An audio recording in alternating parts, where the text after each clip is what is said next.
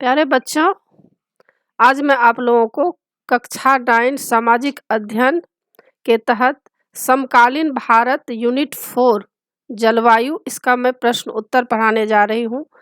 और इससे पहले बच्चों मैं क्लास 9 और क्लास 10 कृतिका क्षितिज स्पर्श संचयन इसका सारा वीडियो बना चुकी हूँ। फुल एक्सप्लेनेशन, समरी और क्वेश्चन आंसर बहुत ही अच्छे से मैं समझा कर पढ़ाई हूँ। तो उन सबको देखने के लिए आप ऊपर दिए गए आई बटन पर क्लिक करके देख सकते हैं, या नीचे दिए गए डिस्क्रिप्शन बॉक्स में देख सकते हैं, या प्लेलिस्ट में जाकर देख सकते हैं। और बच्चों, आप मुझे इंस्टाग्राम, फेसबुक और ट्विटर पर भी फॉलो कर सकते हैं। और बच्चों, अगर आप नए इस चैनल पर आए हैं तो आप मेरे चैनल को ज़रूर सब्सक्राइब कर लीजिएगा, ताकि जो भी मैं वीडियो बनाती हूँ उसका नोटिफिकेशन आप तक सबसे पहले पहुँचेगा। तो प्रश्न शुरू करते हैं। बहुविकल्पीय प्रश्न है, मतलब ऑब्जेक्टिव टाइप का प्रश्न है। नीचे दिए गए 4 विकल्पों में से सही उत्तर का चयन करें। पहला है, नीचे दिए गए स्थानों में से किस स्थान पर विश्व में सबसे अधिक वर्षा होती है। तो देखिए 4 ऑप्शन दिए गए हैं, जिसमें से एक सही है। क का है सिलचर, ख चेरापूंजी, ग का है मासिनराम, घ का है गुवाहाटी। तो देखिए नीचे इसमें आंसर दिया गया है, तो पहला का आंसर ख होगा, चेरापूंजी। दूसरा प्रश्न है, ग्रीष्म ऋतु में उत्तरी मैदानों में बहने वाली पवन को निम्नलिखित में से क्या कहा जाता है। क काल वैशाखी, ख व्यापारिक पवनें, ग लू, घ इनमें से कोई नहीं। तो दूसरा का आंसर नीचे दिया गया है, इसका उत्तर है ख। तो दूसरा का उत्तर लिखेंगे व्यापारिक पवनें। तीसरा है, निम्नलिखित में से कौन सा कारण भारत के उत्तर पश्चिम भाग में शीत ऋतु में होने वाली वर्षा के लिए उत्तरदायी है। क चक्रवातीय अवदाब, ख पश्चिमी विक्षोभ, ग मानसून की वापसी, घ दक्षिण पश्चिम मानसून। तो इसका उत्तर होगा, तीसरा का उत्तर ग है, मानसून की वापसी। चौथा प्रश्न देखिए, भारत में मानसून का आगमन निम्नलिखित में से कब होता है। क मई के प्रारंभ में, ख जून के प्रारंभ में, ग जुलाई के प्रारंभ में, और घ अगस्त के प्रारंभ में। तो भारत में मानसून का आगमन निम्नलिखित में से कब होता है, इसका उत्तर है ग, जुलाई के प्रारंभ में। पांचवा प्रश्न है, निम्नलिखित में से कौन सी भारत में शीत ऋतु की विशेषता है। क है गर्म दिन और गर्म रातें, ख है गर्म दिन एवं ठंडी रातें, ग है ठंडा दिन एवं रातें, घ है ठंडा दिन एवं गर्म रातें। तो 5 का उत्तर देखिए, इसमें दिया गया है ख, मतलब निम्नलिखित में से कौन सी भारत में शीत ऋतु की विशेषता है। तो इसमें उत्तर होगा ख, गर्म दिन एवं ठंडी रातें। अब दूसरा प्रश्न देखिए, निम्न प्रश्नों के उत्तर संक्षेप में दीजिए। पहला प्रश्न है, भारत की जलवायु को प्रभावित करने वाले कौन कौन से कारक हैं। दूसरा है, भारत में मानसूनी प्रकार की जलवायु क्यों है। और तीसरा है, भारत के किस भाग में दैनिक तापमान अधिक होता है एवं क्यों। तो उत्तर है, पहला उत्तर है, हाँ पहला का उत्तर है, भारत की जलवायु को प्रभावित करने वाले कौन कौन से कारक हैं। इसका उत्तर देखिए नीचे दिया गया है, नंबर वाइज है। भारत की जलवायु को प्रभावित करने वाले कारक हैं अक्षांश, तुंगता, ऊंचाई, वायु दाब एवं पवन तंत्र, समुद्र से दूरी, महासागरीय धाराएं तथा उच्चावच लक्षण। दूसरा प्रश्न है, भारत में मानसूनी प्रकार की जलवायु क्यों है। उत्तर, भारत की जलवायु मानसून द्वारा अत्यधिक प्रभावित है, इसलिए इसकी जलवायु मानसून प्रकार की है। तीसरा प्रश्न, भारत के किस भाग में दैनिक तापमान अधिक होता है और क्यों। उत्तर है, भारत के उत्तर पश्चिमी भाग में, जिसमें भारत का मरुस्थल भी शामिल है तथा जहां सर्वाधिक दैनिक तापमान होता है। थार मरुस्थल के में दिन का तापमान 50 डिग्री सेंटीग्रेड तक जा सकता है, जबकि उसी रात में यह 15 डिग्री सेंटीग्रेड तक गिर सकता है। ऐसा इस कारण होता है क्योंकि रेत ऊष्मा को बहुत जल्दी अवशोषित करती है और छोड़ती है। इस तथ्य के कारण इस क्षेत्र में दिन और रात के तापमान में बहुत अधिक अंतर होता है। अब चौथा देखिए प्रश्न क्या है, किन पवनों के कारण मालाबार तट पर वर्षा होती है? उत्तर है, मालाबार क्षेत्र पश्चिमी तट पर स्थित है। दक्षिण पश्चिमी पवनों के कारण मालाबार तट पर वर्षा होती है। पांचवा प्रश्न है, जेट धाराएं क्या है तथा वे किस प्रकार की भारत की जलवायु को प्रभावित करती है? उत्तर है, क्षोभ मंडल में अत्यधिक ऊंचाई पर एक संकरी पट्टी में स्थित हवाएं होती है। इनकी गति गर्मी में 110 किलोमीटर प्रति घंटा एवं सर्दी में 184 किलोमीटर प्रति घंटा के बीच विचलन करती है। ग्रीष्म ऋतु में हिमालय के उत्तर पश्चिमी जेट धाराओं का तथा भारतीय महाद्वीप के ऊपर उष्णकटिबंधीय पूर्वी जेट धाराओं का प्रभाव होता है। हिमालय के दक्षिण में बहती उपोष्ण पश्चिमी जेट धाराएं पश्चिमी विक्षोभों के लिए जिम्मेदार है, जो कि देश के उत्तर एवं उत्तर पश्चिमी भागों में सर्दियों के महीनों में वर्षा का कारण बनती है। देश के प्राय द्वीपीय भाग पर बहने वाली उपोष्ण पूर्वी जेट धाराएं उष्ण पूर्वी जेट धारा ग्रीष्म ऋतु में उष्णकटिबंधीय चक्रवातों के लिए जिम्मेदार है, जो मानसून सहित अक्टूबर-नवंबर की अवधि के दौरान भारत के पूर्वी तटीय क्षेत्रों को प्रभावित करते हैं। छठा प्रश्न देखिए क्या है, मानसून को परिभाषित करें। मानसून में विराम से आप क्या समझते हैं? इसका उत्तर है, छठा उत्तर है, ऋतुओं के अनुसार हवाओं की दिशा में परिवर्तन मानसून है। मानसून के आगमन के समय के आसपास सामान्य वर्षा में अचानक वृद्धि हो जाती है, जो कि कई दिन तक होती रहती है। आर्द्रता युक्त पवनों के जोरदार गर्जन व बिजली चमकने के साथ अचानक आगमन को मानसून प्रस्फोट के नाम से जाना जाता है। वर्षा में विराम का अर्थ है मानसूनी वर्षा एक समय में कुछ दिनों तक ही होती है। मानसून में आने वाले ये विराम मानसूनी गर्त की गति से संबंधित होते हैं। सातवां प्रश्न देखिए क्या है, मानसून को एक सूत्र में बांधने वाला क्यों समझा जाता है? उत्तर है, विभिन्न अक्षांशों में स्थित होने एवं उच्चावच लक्षणों के कारण भारत की मौसम संबंधी परिस्थितियों में बहुत अधिक भिन्नताएं पाई जाती है, किंतु ये भिन्नताएं मानसून के कारण कम हो जाती है, क्योंकि मानसून पूरे भारत में बहती है। संपूर्ण भारतीय भूदृश्य, इसके जीव तथा वनस्पति, इसका कृषि चक्र, मानव जीवन तथा उनके त्योहार उत्सव सभी इस मानसूनी लय के चारों ओर घूम रहे हैं। मानसून के आगमन का पूरे देश में भरपूर स्वागत होता है। भारत में मानसून के आगमन का स्वागत करने के लिए विभिन्न त्योहार मनाए जाते हैं। मानसून झुलसाती गर्मी से राहत प्रदान करती है। मानसून वर्षा कृषि क्रियाकलापों के लिए पानी उपलब्ध कराती है। वायु प्रवाह में ऋतुओं के अनुसार परिवर्तन एवं इससे जुड़ी मौसम संबंधी परिस्थितियां ऋतुओं का एक लयबद्ध चक्र उपलब्ध कराती है, जो पूरे देश को एकता के सूत्र में बांधती है। ये मानसूनी पवनें हमें जल प्रदान कर कृषि की प्रक्रिया में तेजी लाती है एवं संपूर्ण देश को एक सूत्र में बांधती है। नदी घाटियाँ जो इन जलों का संवहन करती है, उन्हें भी एक नदी घाटी इकाई का नाम दिया जाता है। भारत के लोगों का संपूर्ण जीवन मानसून के इर्द गिर्द घूमता है, इसलिए मानसून को एक सूत्र में बांधने वाला समझा जाता है। प्रश्न संख्या 3, उत्तर भारत में पूर्व से पश्चिम की ओर वर्षा की मात्रा क्यों घटती जाती है? उत्तर, हवाओं में निरंतर कम होने की आर्द्रता के कारण उत्तर भारत में पूर्व से पश्चिम की ओर वर्षा की मात्रा कम होती जाती है। बंगाल की खाड़ी शाखा से उठने वाली आर्द्र पवनें जैसे जैसे आगे और आगे बढ़ती हुई देश के आंतरिक भागों में जाती है, वे अपने साथ लाई गई अधिकतर आर्द्रता खोने लगती है। परिणाम स्वरूप पूर्व से पश्चिम की ओर वर्षा धीरे धीरे घटने लगती है। राजस्थान एवं गुजरात के कुछ भागों में बहुत कम वर्षा होती है। अब देखिए चौथा प्रश्न, कारण बताएं। यह पूछा जाएगा आप लोगों को। जैसे इसमें 5 दिया गया है।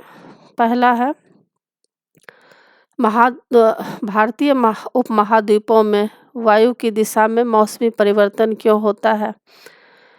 भारत में अधिकतर वर्षा कुछ ही महीनों में होती है। तो देखिए उत्तर है पहला का, वायु की दिशा में मौसमी परिवर्तन कोरियालिस बल के कारण होती है। भारत उत्तर पूर्वी पवनों के क्षेत्र में आता है। ये पवनें उत्तरी गोलार्ध की उपोष्ण कटिबंधीय उच्च दाब पेटी से उत्पन्न होती है। ये दक्षिण की ओर बहती कोरियालिस बल के कारण दाहिनी ओर विक्षेपित होकर विषुवतीय निम्न दाब वाले क्षेत्र की ओर बढ़ती है। कोरियालिस बल को फेरल का नियम भी कहा जाता है तथा यह पृथ्वी के घूर्णन के कारण उत्पन्न होता है। यह उत्तर पूर्वी व्यापारिक परिवर्तनों को दक्षिण गोलार्ध में बाएं ओर विक्षेपित कर देती है। चौथा देखिए, कारण बताएं। उसी को रिपीट कर दिया गया है इसमें, जो कि 5वां ऊपर दिया गया है। तो एक ही आप लिखेंगे। पहला उत्तर तो आप लिख लिए। दूसरा है प्रश्न कि भारत में अधिकतर वर्षा कुछ ही महीनों में होती है। उत्तर है विषुवत रेखा को पार करने के उपरांत दक्षिण पूर्वी व्यापारिक पवनें दक्षिण पश्चिम की ओर बहने लगती है और दक्षिण पश्चिम मानसून के रूप में प्रायद्वीपीय भारत में प्रवेश करती है। ये पवनें गर्म महासागरों के ऊपर से बहते हुए आर्द्रता ग्रहण करती है और भारत की मुख्य भूमि पर विस्तृत वर्षण लाती है। इस प्रदेश में ऊपरी वायु परिसंचरण पश्चिमी प्रवाह के प्रभाव में हो रहता है। भारत में होने वाली वर्षा मुख्यतः दक्षिण पश्चिमी मानसून पवनों के कारण होती है। मानसून की अवधि 100 से लेकर 120 दिनों के बीच होती है। इसलिए देश में होने वाली अधिकतर वर्षा कुछ ही महीनों में केंद्रित है। तीसरा प्रश्न है तमिलनाडु तट पर शीत ऋतु में वर्षा होती है।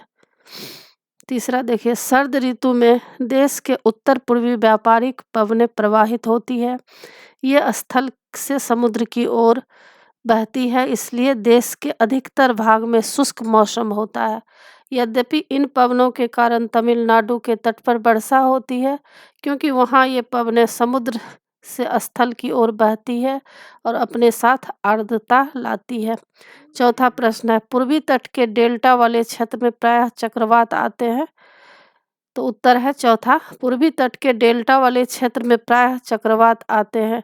ऐसा इस कारण होता है क्योंकि अंडमान सागर पर पैदा होने वाला चक्रवातीय दबाव मानसून एवं अक्टूबर-नवंबर के दौरान उपोष्ण कटिबंधीय जेट धाराओं द्वारा देश के आंतरिक भागों की ओर स्थानांतरित कर दिया जाता है। ये चक्रवात विस्तृत क्षेत्र में भारी वर्षा करते हैं। ये उष्णकटिबंधीय चक्रवात प्रायः विनाशकारी होते हैं। गोदावरी, कृष्णा एवं कावेरी नदियों के डेल्टा प्रदेशों में अक्सर चक्रवात आते हैं, जिसके कारण बड़े पैमाने पर जान एवं माल की क्षति होती है। कभी कभी ये चक्रवात उड़ीसा, पश्चिम बंगाल एवं बांग्लादेश के तटीय क्षेत्रों में भी पहुंच जाते हैं। कोरोमंडल तट पर अधिकतर वर्षा इन्हीं चक्रवातों तथा अवदाबों से होती है। 5वां प्रश्न है राजस्थान, गुजरात के कुछ भाग तथा पश्चिमी घाट का वृष्टि छाया क्षेत्र सूखा प्रभावित क्षेत्र है। उत्तर है राजस्थान, गुजरात के कुछ भाग तथा पश्चिमी घाटों के वृष्टि छाया प्रदेश सूखा संभावित होते हैं, क्योंकि इनमें मानसून के दौरान बहुत कम वर्षा होती है।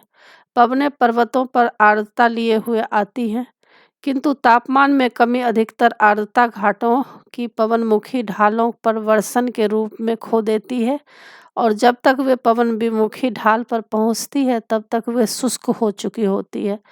5वां प्रश्न, भारत की जलवायु अवस्था की क्षेत्रीय विभिन्नताओं को उदाहरण सहित समझाएं। उत्तर उत्तर दिशा में हिमालय पर्वत के निर्णायक प्रभाव तथा दक्षिण में महासागर होने के बावजूद भी तापमान, आर्द्रता एवं वर्षण में भिन्नताएं मौजूद हैं। क का देखिए उदाहरण गर्मियों में राजस्थान के कुछ क्षेत्रों में उत्तर पश्चिमी भारत में तापमान 50 डिग्री सेल्सियस होता है, जबकि उसी समय देश के उत्तर में जम्मू कश्मीर के पहलगांव में तापमान 20 डिग्री सेल्सियस हो सकता है। सर्दियों की किसी रात में जम्मू कश्मीर के द्रास में तापमान -45 डिग्री सेल्सियस तक हो सकता है, जबकि तिरुवनंतपुरम में यह 22 डिग्री सेल्सियस हो सकता है। ख का अंडमान व निकोबार एवं केरल में दिन व रात के तापमान में बहुत कम भिन्नता होती है। ग का एक अन्य विभिन्नता वर्षण में है, जबकि हिमालय के ऊपरी भागों में वर्षण अधिकतर हिम के रूप में होता है। देश के शेष भागों में वर्षा होती है। मेघालय में 400 सेंटीमीटर से लेकर लद्दाख एवं पश्चिमी राजस्थान में वार्षिक वर्षण 10 सेंटीमीटर से भी कम होती है। घ का देश के अधिकतर भागों में जून से सितंबर तक वर्षा होती है, लेकिन कुछ क्षेत्रों जैसे तमिलनाडु तट पर अधिकतर वर्षा अक्टूबर एवं नवंबर में होती है। अंगह का उत्तरी मैदान में वर्षा की मात्रा सामान्यतः पूर्व से पश्चिम की ओर घटती जाती है। छठा प्रश्न, मानसून अभिक्रिया की व्याख्या करें। उत्तर, किसी भी क्षेत्र को वायु दाब एवं उनकी पवनें उस क्षेत्र की अक्षांशीय स्थिति एवं ऊंचाई पर निर्भर करती है। इस प्रकार यह तापमान एवं वर्षण के पैटर्न को भी प्रभावित करती है। भारत में जलवायु तथा संबंधित मौसमी अवस्थाएं निम्नलिखित वायुमंडलीय अवस्थाओं से संचालित होती है। क का वायु दाब एवं धरातलीय पवनें। पवनें उच्च वायु दाब क्षेत्र से कम वायु दाब क्षेत्र की ओर बहती है। सर्दियों में हिमालय के उत्तर में उच्च वायुदाब क्षेत्र होता है। ठंडी शुष्क हवाएं इस क्षेत्र से दक्षिण में सागर के ऊपर कम वायुदाब क्षेत्र की ओर बहती है। गर्मियों के दौरान मध्य एशिया के साथ साथ उत्तर पश्चिमी भारत के ऊपर कम वायुदाब क्षेत्र विकसित हो जाता है। परिणाम स्वरूप कम वायुदाब प्रणाली दक्षिण गोलार्ध की दक्षिण पूर्वी व्यापारिक पवनों को आकर्षित करती है। ये व्यापारिक पवनें विषुवत रेखा को पार करने के उपरांत कोरियालिस बल के कारण दाहिनी ओर मुड़ते हुए भारतीय उपमहाद्वीप पर स्थित निम्न दाब की ओर बढ़ने लगती है। विषुवत रेखा को पार करने के बाद ये पवनें दक्षिण पश्चिमी दिशा में बहने लगती है और भारतीय प्रायद्वीप में दक्षिण पश्चिमी मानसून के रूप में प्रवेश करती है। इन्हें दक्षिण पश्चिमी मानसून के नाम से जाना जाता है। ये पवनें गर्म महासागरों के ऊपर से बहते हुए आर्द्रता ग्रहण करती है और भारत की मुख्य भूमि पर विस्तृत वर्षण लाती है। इस प्रदेश में ऊपरी वायु परिसंचरण पश्चिमी प्रवाह के प्रभाव में रहता है। भारत में होने वाली वर्षा मुख्यतः दक्षिण पश्चिमी मानसून पवनों के कारण होती है। मानसून की अवधि 100 से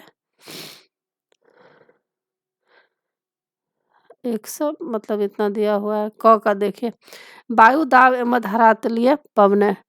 पवनें उच्च वायुदाब क्षेत्र से कम वायुदाब क्षेत्र की ओर बहती है। सर्दियों में हिमालय के ऊपर में उच्च वायुदाब क्षेत्र होता है। ठंडी शुष्क हवाएं इस क्षेत्र से दक्षिण में सागर के रूप ऊपर कम वायुदाब क्षेत्र की ओर बहती है। गर्मियों के दौरान मध्य एशिया के साथ साथ उत्तर पश्चिमी भारत के ऊपर कम वायुदाब क्षेत्र विकसित हो जाता है। परिणाम स्वरूप कम वायुदाब प्रणाली दक्षिण गोलार्ध की दक्षिण पूर्वी व्यापारिक पवनों को आकर्षित करती है। ये व्यापारिक पवनें विषुवत रेखा को पार करने के उपरांत कोरियालिस बल के कारण दाहिनी ओर मुड़ते हुए भारतीय उपमहाद्वीप स्थित निम्न दाब की ओर बहने लगती है। विषुवत रेखा को पार, देखिए यह 2 बार दिया गया है। पवनें उच्च वायु क्षेत्र मतलब एक इसमें से आप लिखिएगा। जैसे कि यहाँ मानसून की अवधि 100 से 120 दिनों के बीच होती है, इसलिए देश में होने वाली अधिकतर वर्षा कुछ ही महीनों में केंद्रित होती है। तो मतलब 2 बार इसमें लिखा गया है। आप नीचे वाला लिखिएगा क, क्योंकि इसमें पूरा आपको आंसर मिल जाएगा। यह प्रिंटिंग में गड़बड़ी के कारण हुआ है। ख का देखिए, जेट धाराएं। क्षोभ मंडल में अत्यधिक ऊंचाई पर एक संकरी पट्टी में स्थित हवाएं होती है। इनकी गति गर्मी में 110 किलोमीटर प्रति घंटा एवं सर्दी में 184 किलोमीटर प्रति घंटा के बीच विचलन करती है। हिमालय के उत्तर की ओर पश्चिमी जेट धाराओं की गतिविधियों एवं गर्मियों के दौरान भारतीय महाद्वीप पर बहने वाली पश्चिमी जेट धाराओं की उपस्थिति मानसून को प्रभावित करती है। जब उष्णकटिबंधीय पूर्वी दक्षिण प्रशांत महासागर में उच्च वायुदाब होता है तो उष्णकटिबंधीय पूर्वी हिंद महासागर में निम्न वायुदाब होता है, किंतु कुछ निश्चित वर्षों में वायुदाब परिस्थितियां विपरीत हो जाती है और पूर्वी प्रशांत महासागर में पूर्वी हिंद महासागर की अपेक्षाकृत निम्न वायुदाब होता है। दाब की अवस्था में इस नियतकालिक परिवर्तन को दक्षिणी दोलन के नाम से जाना जाता है। एल नीनो दक्षिणी दोलन से जुड़ा हुआ एक लक्षण है। यह एक गर्म समुद्री जलधारा है जो पेरू की ठंडी धारा के स्थान पर प्रत्येक 2 से या 5 वर्ष के अंतराल में पेरू तट से होकर बहती है। दाब की अवस्था में परिवर्तन का संबंध एल नीनो से है। हवाओं में निरंतर कम होती आर्द्रता के कारण उत्तर भारत में पूर्व से पश्चिम की ओर वर्षा की मात्रा कम होती जाती है। बंगाल की खाड़ी शाखा से उठने वाली आर्द्र पवनें जैसे जैसे आगे और आगे बढ़ती हुई देश के आंतरिक भागों में जाती है, वह अपने साथ लाई गई अधिकतर आर्द्रता खोने लगती है। परिणाम स्वरूप पूर्व से पश्चिम की ओर वर्षा धीरे धीरे घटने लगती है। राजस्थान एवं गुजरात के कुछ भागों में बहुत कम वर्षा होती है।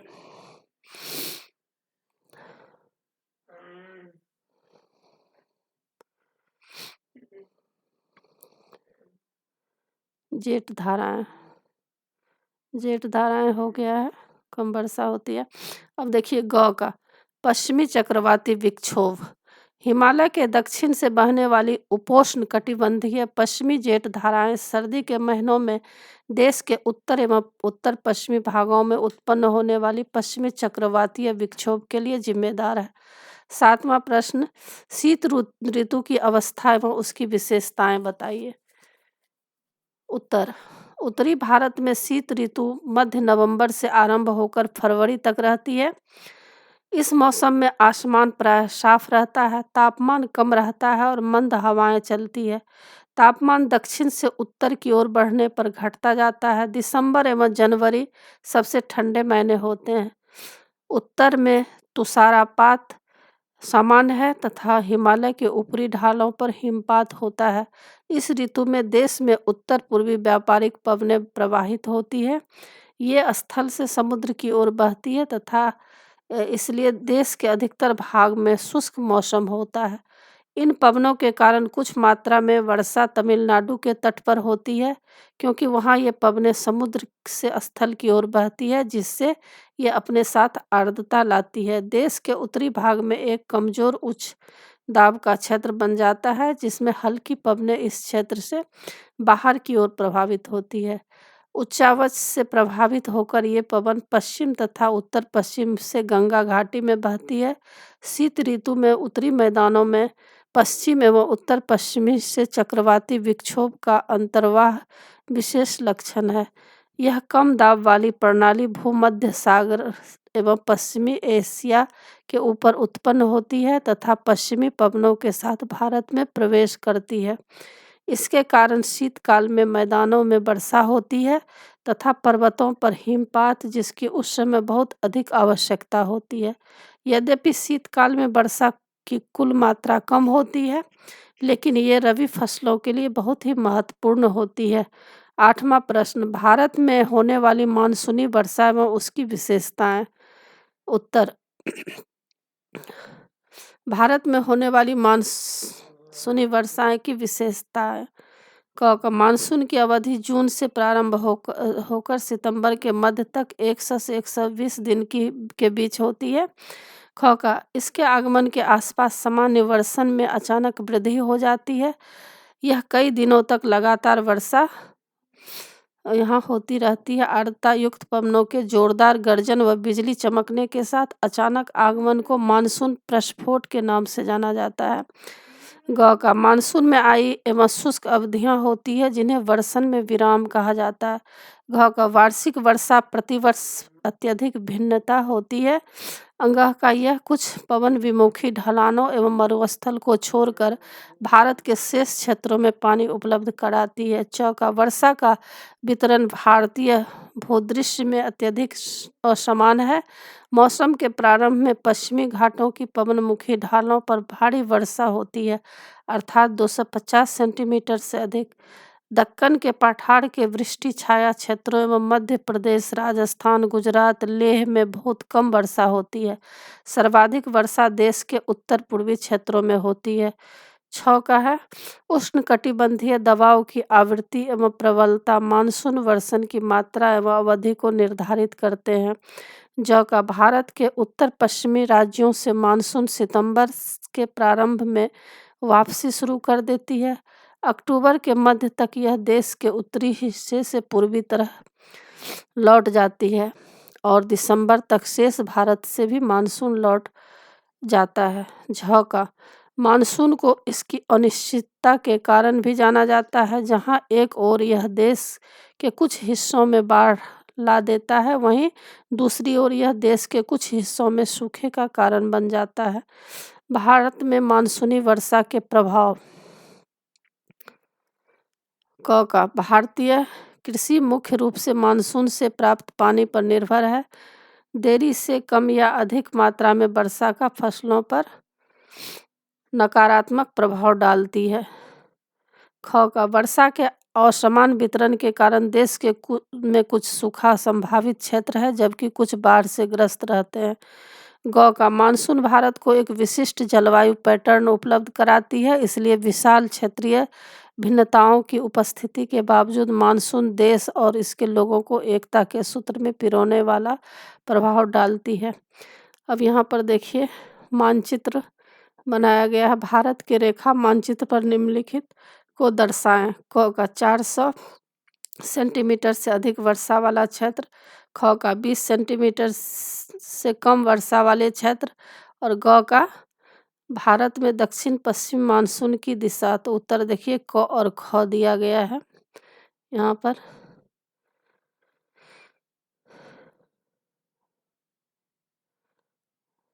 इसको आप लोग कर सकते हैं। और देखिए इसमें है परियोजना कार्य। पता लगाएं कि आपके क्षेत्र में एक विशेष मौसम से कौन से गाने, नृत्य एवं भोजन संबंधित है। क्या भारत के दूसरे क्षेत्रों में इसमें कुछ समानता है, तो इसको आप लोग स्वयं कर सकते हैं। आशा है बच्चों आप लोगों को सारा पाठ अच्छी तरह समझ में आ गया होगा और एग्ज़ाम के लिए तैयार कर लीजिएगा। और बच्चों आप मेरे चैनल देवज नागरी को ज़रूर सब्सक्राइब कीजिएगा और सब्सक्राइब के बगल में बेल आइकन बटन है, उसे क्लिक कीजिएगा, लाइक कीजिएगा और शेयर कीजिएगा। कमेंट्स ज़रूर कीजिएगा कि आपको यह पाठ कैसा लगा। नए पाठ के साथ फिर मैं मिलूँगी बच्चों। धन्यवाद।